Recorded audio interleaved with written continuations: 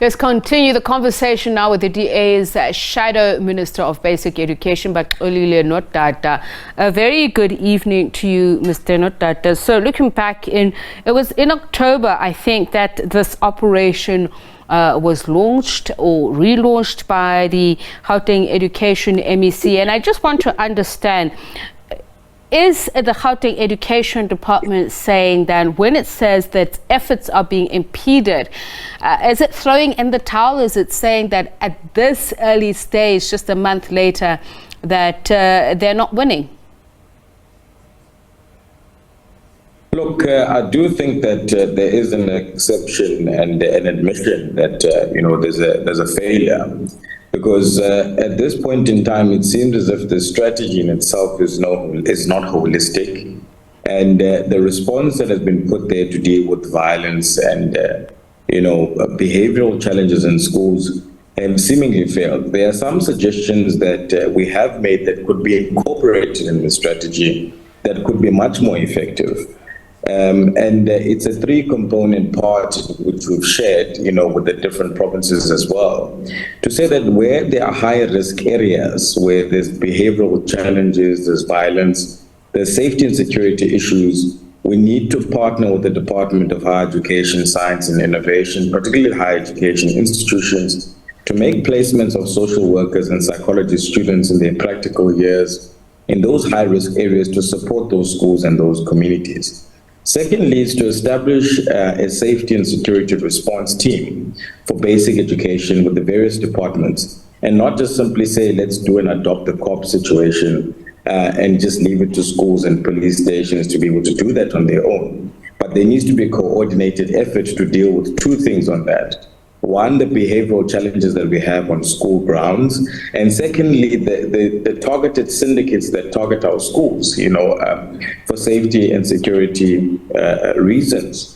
And then the third one was basically to say that it is important for us to be able to have these conversations, in subjects such as life orientation and so on, to try and make sure that we deal with the aspect of the family, because you find that, societal problems directly affect the behavioral challenges and the violence that we see in our schools and the safety and security concerns. So there are some things that can be done to enhance the initiative initially, but we should not throw in the towel so early. I think the Gauteng Education MEC has mentioned some of these approaches, because he, at the beginning when he launched this, did say it would need to be multi-departmental, that SGBs will be involved, NGOs, law enforcement officers, and also interestingly he did speak about the deployment of 500 pupil support agents who'll be rotating at these schools. He spoke about the training of not only pupils, but of some of the security officers. So is that something that needs to be tweaked, or are they coming up against challenges where they are trying to implement some of these things? So there's two things on that, is one, if you don't have, good coordination of all of these elements, SGBs, all the elements that you've mentioned now, NGOs, a support team, to be able to implement these things on the ground, you're going to have a challenge. The second thing is that you need to be able to decentralize it at a level in which, for example, if you had a circuit-based approach, you will be able to implement this and measure the impact.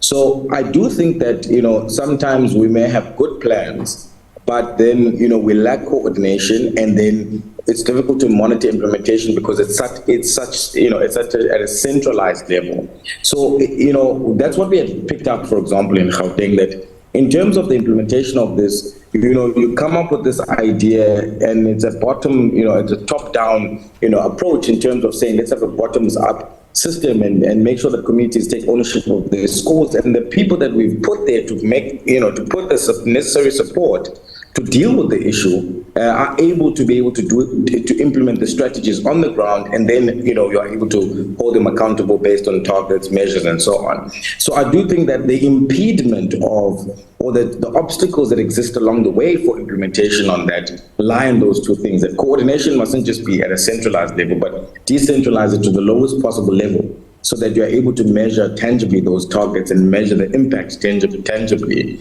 And then obviously, secondly, to make sure that there's a circuit-based approach in terms of dealing with all of those issues, and ultimately you will be able to see the impact. But to make excuses from the beginning is a big challenge. And I'm just wondering, allow me to jump in.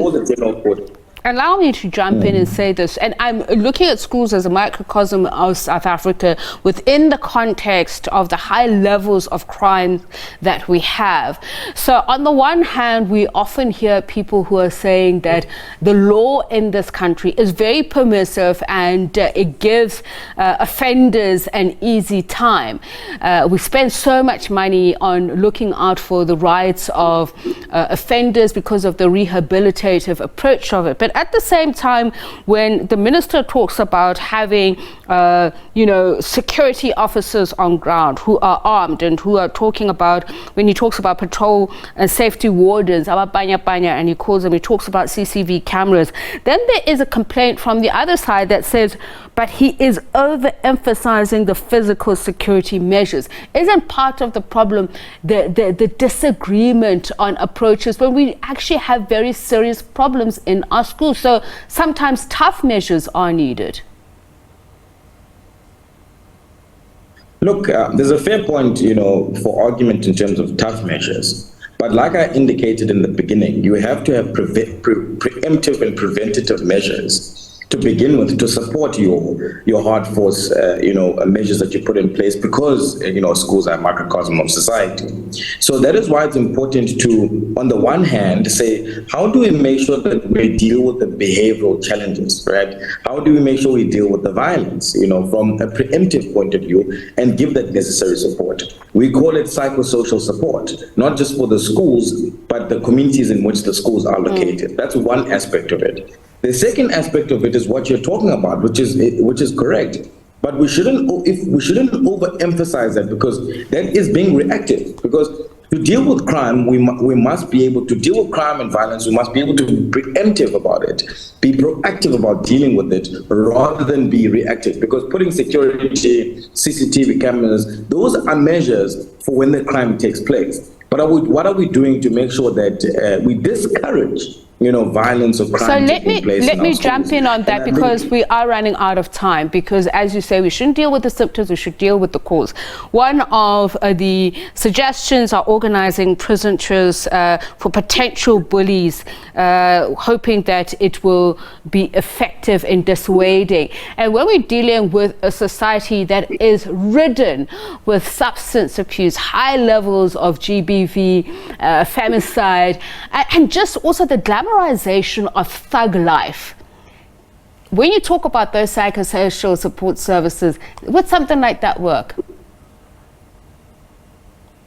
I think definitely it would. I mean, if you look at other countries like Chile that are developing countries, in some instances third world. If you look at countries like Germany in the aspect where they've got challenges, if you look at countries like Kenya, psychosocial support has decreased behavioral challenges in schools, and it actually has decreased dropouts and improved the quality of intake or knowledge from children in schools. So that definitely can work. That's why we're saying that the Department of Higher Education must come on board and say, look, we have to allocate and place students for, psychology students, social work students for practical training. And we must target those behavioral areas and behavioral challenge schools and hotspot areas. And it should be part of the strategy, to be preemptive. And then we must have a circuit-based approach in terms of the hardline stuff of putting CCTV cameras, a coordinated approach to protect schools, and all of that. So we have to have a balanced approach and then be able to measure that. Because if we don't measure it, then we're going to have a challenge in our implementation. Baxolile Nodada, the DA's Shadow Basic Education Minister in Gauteng.